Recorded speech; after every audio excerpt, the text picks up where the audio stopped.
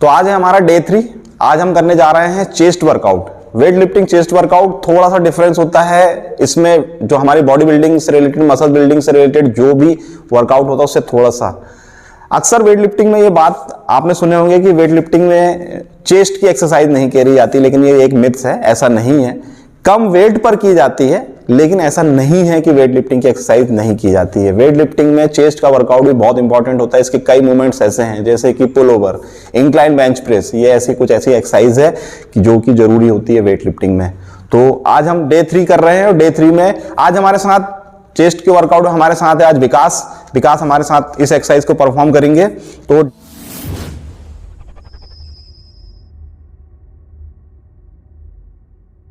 Day 3 की पहली exercise जो हम करने जा रहे हैं वो है पुशअप्स चेस्ट की exercise common free weight exercise रहती है, हम हमारे घरों में भी करते हैं और ये बहुत कॉमन एक्सरसाइज है, इसलिए इसे करना बहुत जरूरी है। थोड़े से इसके मूवमेंट में जो कुछ गलतियां होती हैं वो आज हम सुधार लेते हैं। ध्यान रखिए, पुशअप्स के जो सेट होते हैं वो होने चाहिए 3 सेट। रैप रेंज जो होती है वो आपकी स्ट्रेंथ के ऊपर डिपेंड करती है, क्योंकि फ्री वेट एक्सरसाइज जो होती है हर किसी की अलग अलग होती है। तो इसे अपने मैक्सिमम रैप के साथ करने हैं, इसके 3 रिपीटिशन करेंगे। तो कैसे करते हैं, स्टार्ट करते हैं। तो पुशअप्स के लिए आपको एक प्लेन फ्लोर पर पोजीशन में आपको बैठ जाना है। बैठ के आप पुशअप्स की पोजीशन बनाएंगे। ध्यान रखिए, इसके लिए ध्यान रखिए कि सबसे मेन इंपॉर्टेंट होता है आपका जो हाथ होता है, हाथ जो होता है शोल्डर के पैरेलल हल्का सा बाहर कर सकते हैं, बहुत ज्यादा बाहर नहीं कर सकते आप। शोल्डर के लेवल पर रखिए इसे हमेशा। और उसके बाद में जब भी आप पुश करेंगे तो आपका चेस्ट पुश होना चाहिए और आप अप होंगे। चेस्ट पुश करेंगे, डाउन एंड अप। ध्यान रखिए कि इसमें एल्बो की जो पोजीशन होती है ना वो हमेशा वर्टिकल होना चाहिए। डाउन करेंगे, ये वर्टिकल पोजीशन होनी चाहिए। आपके जो लेग है, लेग की सीध पर आपके एल्बो होने चाहिए और आप इसे continue up and down, up down, up down.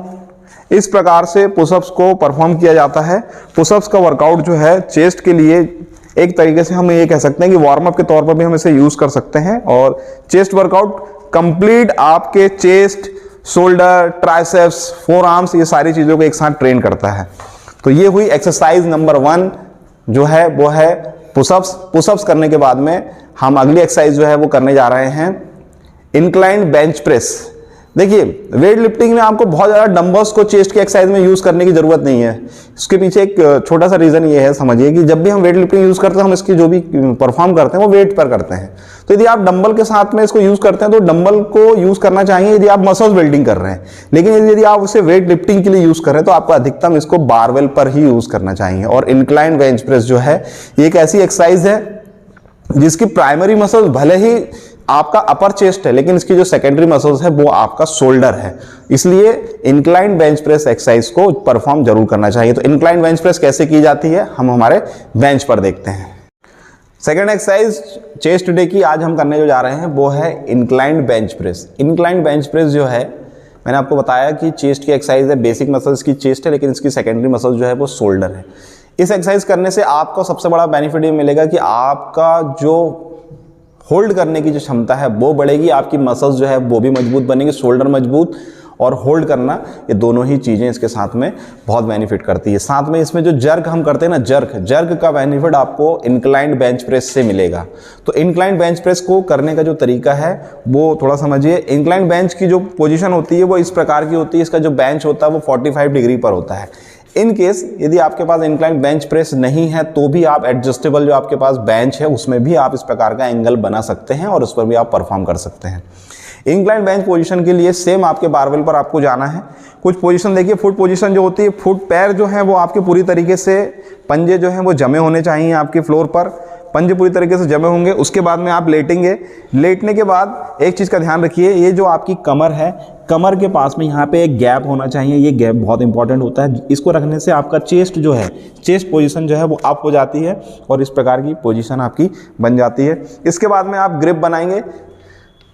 Grip जो है, जो बेंच प्रेस की नॉर्मल ग्रिप होती है उसी प्रकार से उसे बनाएंगे। उसके बाद में आप उसे उठाएंगे, ऊपर ले जाने के बाद में एक बार इसको होल्ड करिए, एकदम से बहुत तेजी से नीचे नहीं लाना है। उसके बाद में इसको आप डाउन करेंगे। डाउन करने पर आप उसको चेस्ट के अप पोर्शन में, जो अपर चेस्ट हिस्सा है उसमें प्रेस करेंगे और ऊपर से press and down, press down ध्यान रखिए जब भी हम इस प्रकार की एक्सरसाइज करते हैं तब इसमें जो आपका जो बार है वो आपकी बॉडी पर टच नहीं होना चाहिए, कम से कम 1 इंच के करीब ऊपर होना चाहिए। डाउन कंटिन्यू करिए, 1 इंच के करीब ऊपर लेके जाएंगे, फिर ऊपर करेंगे, फिर down and up, down up, down up, rack.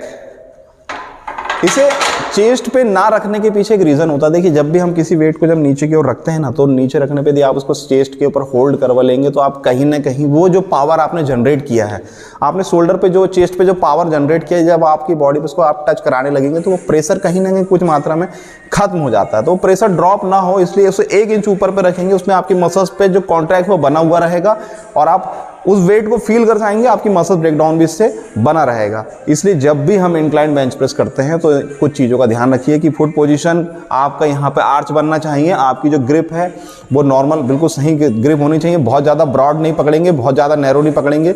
Broad पकड़ने पर आप इसे आपके शोल्डर पे फील करेंगे जो कि इंजरीज के चांसेस बना देंगे, और यदि हम इसे नैरो करते हैं, यदि पास के ग्रिप करेंगे तो ये लोड जो है वो आपके ट्राइसेप पे ट्रांसफर हो जाएगा।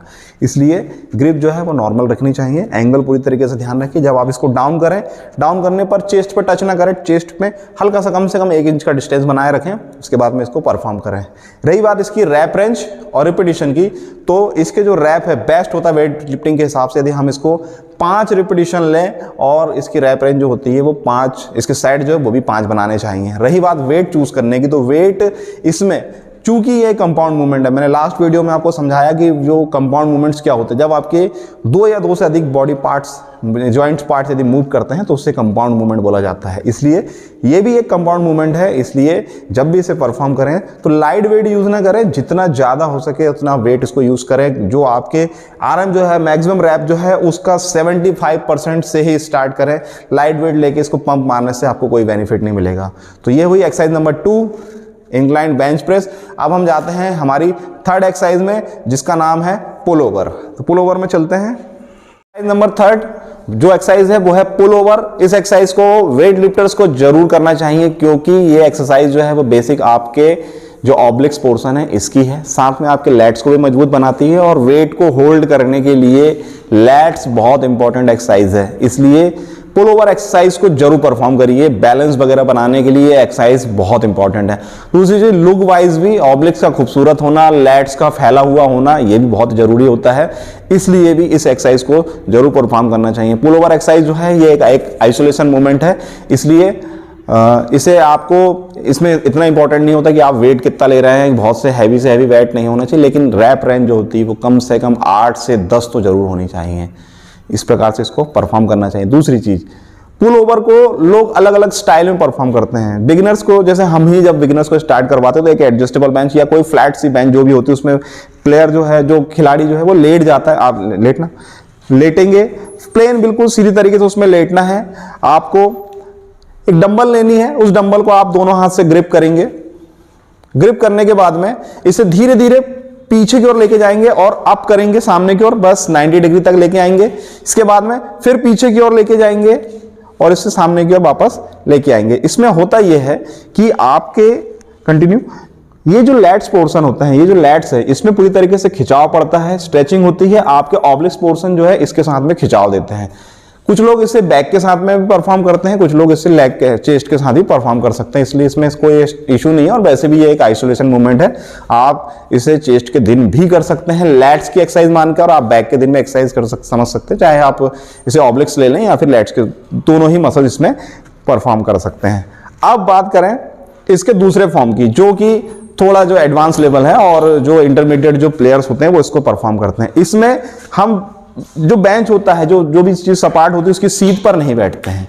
सीट पर ना बैठ के हम साइड में आएंगे। इसके बाद में ध्यान ये दिया जाता है कि आपकी जो हेड जो होता है हवा में नहीं लटकना चाहिए, आपका सर भी इसमें टच होना चाहिए और आपका अपर बॉडी पोर्शन जो आपका शोल्डर पोर्शन ये भी इसमें टच होना चाहिए। इसके बाद में आपकी जो कमर है ये हल्की सी नीचे की ओर होना चाहिए। इसमें जो आर्च बनता है इसमें पूरी तरीके से आपका पुल ओवर का बेहतर पोस्चर बनता है और फिर इसके बाद में इसको परफॉर्म किया जाता है।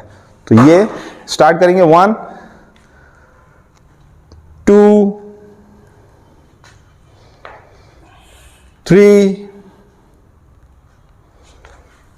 4, ये कंटिन्यू इस प्रकार से इसको किया जाता है। ये जो होता है ये ज्यादा बेस्ट है, जो हम फ्लैट मारते हैं उसके मुकाबले ये ज्यादा बेस्ट एक्सरसाइज है। इस एक्सरसाइज से आपके लैट्स मसल्स, आपके ऑब्लिक्स मसल्स ये पूरी तरीके से ट्रेन होते हैं, आपका शोल्डर पोर्शन भी बहुत अच्छी तरीके से ट्रेन होता है। इसलिए जब भी आप ये एक्सरसाइज करें तो बिल्कुल ध्यान से कीजिए। इसमें जल्दबाजी वाला काम नहीं है कि बहुत तेजी से फेंके। कुछ लोग गलती ये करते हैं कि इसे बहुत ज्यादा पीछे की ओर लेके जाते हैं और ऐसे में फिर आपके शोल्डर के जॉइंट्स जो हैं वो दर्द होने लगते हैं और आगे इंजरीज के चांसेस बन सकते हैं। इसलिए बहुत देख कर समझ कर इस एक्सरसाइज को करनी है। पुल ओवर जो है थोड़ा सा अपने कोई सीनियर्स या फिर यदि आपको अच्छी तरीके से इसका नॉलेज है तो ही इसको करिए, नहीं तो आप प्लेन जो है पुल ओवर को परफॉर्म कर सकते हैं। ये हुई हमारी एक्सरसाइज नंबर 3। अब हम चौथी एक्सरसाइज करने जा रहे हैं। वो जो है वो एक्सरसाइज जो है वो वेट लिफ्टिंग से रिलेटेड है और उस एक्सरसाइज को बोला जाता है जर्क बैलेंस। तो जर्क बैलेंस एक्सरसाइज कैसी की जाती है वो अब हम देखते हैं। अब हम एक्सरसाइज करने जा रहे हैं जर्क बैलेंस। तो जर्क बैलेंस जो है शोल्डर, चूंकि इसमें आपका यूज हो रहा है आपका शोल्डर और चेस्ट पोर्शन यूज कर रहे हैं, इसलिए हम इसको ऐड कर रहे हैं इसमें। तो इस एक्सरसाइज को परफॉर्म करने का तरीका देखिए। इसमें इंपॉर्टेंट होता है आपको आपका जो जर्क का जो बैलेंस है वो बनाना है। तो जर्क के बैलेंस को हम थोड़ा सा समझते हैं। जो हमारी, इसे हम 3 भागों में डिवाइड कर लेते हैं। जैसे हमने एक लाइन खींची, मैं जहां पर खड़ा हुआ हूं इस लाइन को मैं एक बॉक्स में ड्रॉ करता हूं। ये हुई लाइन नंबर 1, ये हुआ लाइन नंबर 2। ये हमारा एक कंप्लीट बॉक्स हुआ जिसमें मैं अपने पैरों को रख रहा हूं। ठीक है, इस बॉक्स का हम नाम देते हैं नंबर 1। ये हुआ 1। इसके बाद में हमारा वो भाग, पैरों का वो हिस्सा जो आगे की ओर जा रहा है, जिसको हम बेंड करेंगे, इसे हम इस लाइन से एक पंजा हम ऐसे आगे की ओर रखते हैं जिसमें हमारा पैर जाएगा और यहां पे हम एक ये लाइन खींच रहे हैं। ये हो गया हमारा बॉक्स नंबर 2। और 3rd, ये जो हम खड़े हुए हैं 1 नंबर से, हमारा पैर जो पीछे की ओर जाएगा इस पोजीशन में हम आएंगे। ये इस पोजीशन में हम लोग एक पैरों को पीछे की रखेंगे। तो ये हुआ हमारा, ये एक लाइन हमने खींची है, ये है बॉक्स नंबर 3। ये बना हमारा नंबर, बीच में है बॉक्स नंबर 1, इसके बाद में 2 सामने की ओर, पीछे आया 3। हम जो खड़े होते हैं वो बॉक्स नंबर 1 पर खड़े होते हैं। बॉक्स नंबर 1 पे हमारी ये पोजीशन होती है। और जब हम क्लीन एंड जर्क करते हैं, जब हम जर्क मारते हैं, तो हमारे पैरों की जो पोजीशन होती है वो हमारा एक लेग जाता है 2 पर और एक लेग जो जाता है वो बॉक्स नंबर 3 पर जाता है। तो वो ऐसे जाएगा। आप इस पोजीशन में आते हैं, क्लीन लेने के बाद में आप इस पोजीशन में खड़े होते हैं। इस पोजीशन में आने के बाद में जब आप जर्क मारेंगे, आपने बैलेंस बनाया, इसके बाद में आप आगे की ओर, ये जिससे जर्क मारा आपने, ये अब आपका एक पैर जो है वो बॉक्स नंबर 2 पर आया और आपका दूसरा पैर जो है वो बॉक्स नंबर 3 पर आया। इस प्रकार से हमारी जर्क की पोजीशन बनाई जाती है। फिर से देखेंगे, बॉक्स नंबर 1 पर हम खड़े हैं। बॉक्स नंबर 1 पर खड़े होने के बाद में क्लीन कंप्लीट हो रही है हमारी। क्लीन कंप्लीट होने के बाद में हमने जर्क के लिए अपने आप को रेडी करा, घुटने band and jerk. Box number 2 पर हमारा पैर, बॉक्स नंबर 3 पे हमारा पैर। इस प्रकार से क्लीन एंड जर्क का हम फुट पोजीशन लेते हैं। अब हम आ रहे हैं हमारे बैलेंस पे। अब इसको बनाया कैसे जाता है बैलेंस? पोजीशन आपको बनाए रखनी है, जैसे हम विकास के साथ करेंगे। बॉक्स नंबर 1 पर आप खड़े हो जाइए।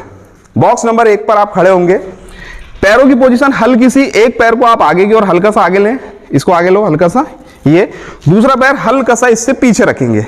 ये आपको पैरों को बहुत दूर फैलाने की जरूरत नहीं है, आप हल्का सा पैरों को पोजीशन बनाएंगे। ये आपकी पैरों की पोजीशन बनी। इसके बाद में अब आपको जर्क को बैलेंस करना है। बैलेंस करने के लिए आप क्या करेंगे, यहीं से आपके घुटनों को बैंड करेंगे। आप बैंड होंगे नीचे की ओर, पुश के लिए, जर्क के लिए रेडी होंगे एंड जर्क। अब आपके फुट पोजीशन जो चली गई, आपका लेफ्ट लेग जो है वो फुट पोजीशन बॉक्स नंबर 2 पर और ये वाला पैर जो है आपका पीछे का बॉक्स नंबर 3 पर आ गया। इस प्रकार से जर्क को बैलेंस किया जाता है कि आपके जो पैर भागते हैं इधर उधर, आपको पैर कितने दूर फेंकने चाहिए, क्या होना चाहिए, तो इसके लिए ये पूरी तरह से डिजाइन किया गया है। इस प्रकार से इसको आपको परफॉर्म करना है। बॉक्स नंबर 1 पर खड़े हो जाइए। बॉक्स नंबर 1 पर जाएंगे, पैरों को हल्का सा आगे पीछे करेंगे और उसके बाद में जर्क मारेंगे। जर्क आपकी foot position box number 2 and box number 3।